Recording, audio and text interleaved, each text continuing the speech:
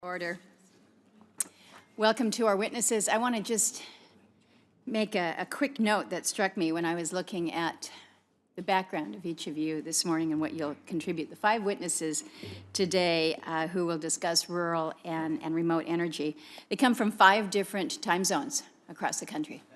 We used to have 5 in the state of Alaska, but we decided to be more efficient, and we're down to just now 2. But we have folks from 5 different time zones.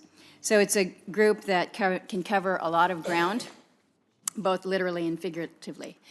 Robert, Mr. Venables, I don't even think the sun's up in Juneau yet. Hopefully it'll be a good day there. But Mr. Lyons is from Washington State. Mr. Hardy joins us from Montana. Mr. Greek, North Dakota. And Ms. Plowfield is representing home court here on Eastern Time. This diversity is a reminder that we have rural and remote communities all over the United States. And we're here today to focus on their energy challenges and opportunities in the hopes of moving the ball forward on more affordable, more reliable, and increasingly clean energy for all of them. Now, depending on the definition of rural that you adopt, anywhere from 15 to 20% of our nation's population lives in a rural area.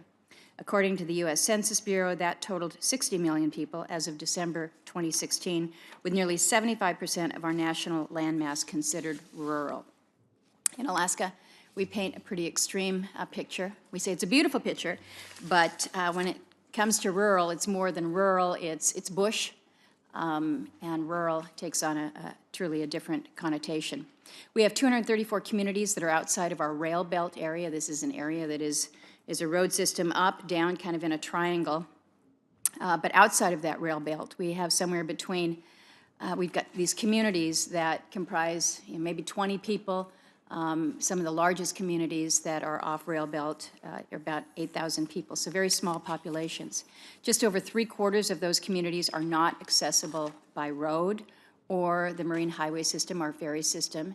So when you put it in context, about 80% of the communities in the state of Alaska are not connected by what folks down here would just assume you have to be connected by road, because if you're not connected by road, how do you get anywhere? How do you do anything? Well, it makes things just a little bit more expensive, a little bit more complicated. By one measure, rural Alaskans pay more than twice as much to heat their homes than folks in the lower 48. Electric rates are so high that the state has implemented what we call a power cost equalization program. This helps subsidize energy costs. We have discussions all the time about, well, what do you pay in the community of Haines for your energy? And the discussion is not so straightforward, because if you're residential, and I don't think Haines necessarily is, are they available for PCE? Okay, so if you're residential, your rate is going to be able to be subsidized through power cost equalization. If you're a commercial entity, the little barbershop, you don't have that. So you can be looking at some pretty considerable differentials in terms of your rates. We've got just under 200 PCE eligible communities. Their average residential rate is 58 cents a kilowatt hour. Now you compare that to, like Vermont, I understand it's about 15 cents a kilowatt hour. And so what you have is you have these communities that are relying on costly diesel fuel for heat, for electricity.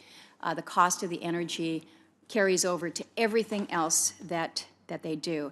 And it's not just for those that are off the road system. I met with folks this week about what we call our road belt area.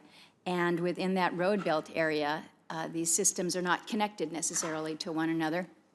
Little community of Chitna is paying over $1 a kilowatt hour, and they're on the road system.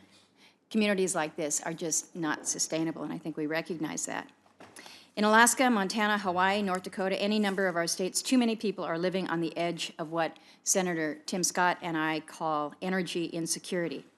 There's real trouble in too many households when already expensive energy bills keep piling up.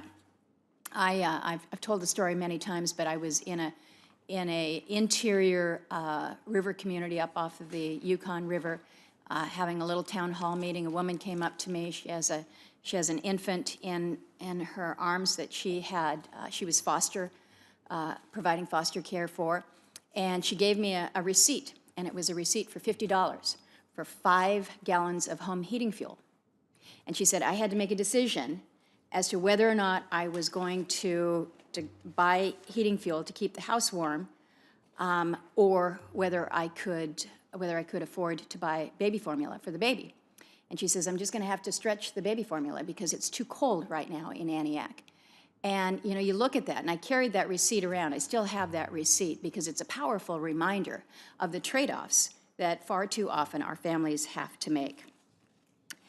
Now, where there's a challenge, there's also opportunity, and that's part of the reason why we're seeing innovation to bring costs down in many of our rural and remote areas, often by adding locally available resources such as hydropower, wind, geothermal, or woody biomass onto our microgrids. I think we all recognize that rural energy is a priority for so many members on this committee. I think we all recognize how important it is to tackle the challenges that these Americans face through smart, effective policies. And that's why so many of us support the state energy, the LIHEAP, and the weatherization assistance programs. I think we know full well the imperative of these programs for so many families. And it's why so many of us are working on legislation to boost and improve rural energy systems, and those include the broad bipartisan energy bill pending on the Senate calendar. Senator Cantwell and I are committed still to advancing this. We've worked hard on this as a committee, and I think those provisions will benefit our remote communities. One specific example of that in our energy bill is the effort to open DOE's loan guarantee program to the states to help provide financing for a larger number of small projects that would otherwise not be considered. So again, I thank our witnesses for being here this morning. I know you've all come from far places.